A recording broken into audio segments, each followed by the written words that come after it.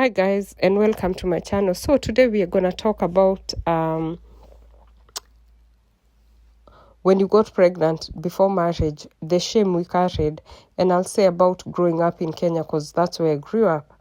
So there was a time when getting pregnant outside marriage, especially when you were still in high school, could completely change how people looked at you. So you were not just a girl who made a mistake. Suddenly you had a label, and sometimes that label followed you everywhere. I remember how harsh the judgment could be. Parents did not want their daughters getting too close to the girl who had become pregnant. There was almost this fear, don't let her influence my daughter, as though pregnancy was contagious. Or maybe you would take their daughters to collect all to get pregnant, as though simply being friends with someone who had made that mistake meant you might make the same mistake too. And for the girl who was pregnant, oh God, life became incredibly lonely. So people talked about you, people judged you, people whispered, some looked at you differently. And perhaps the hardest part was knowing that people who had once welcomed you could suddenly treat you as though you had become someone they needed to protect their children from. You were already dealing with the consequences of a huge life change, but now you are also carrying shame. And as I've grown older, I've started to question this.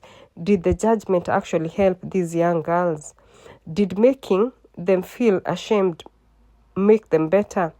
Did isolating them protect the other girls or their daughters? Or did it simply teach young women that if something went wrong, they had to hide it? I don't understand the fear parents had. They wanted to protect. I do. Let me not say I don't understand. Let me say I understand the fears the parents had. Having a child, having girls now. I do understand. They wanted to protect their daughters. They wanted their children to stay in school and avoid situations that could change their lives. And yes, young people need guidance, boundaries, and honest conversations about relationship and consequences. But there's a difference between judging a child and condemning them. A teenage girl who became pregnant doesn't stop being someone's daughter. She doesn't stop being worthy of kindness. She doesn't stop deserving an education. And she certainly shouldn't be treated as though her life is over. What strikes me now is how different the conversation can be today. Young people are much more willing to talk about relationship, sex, contraceptions, consent, and consequences. They do ask questions that our generation might never have dared to ask.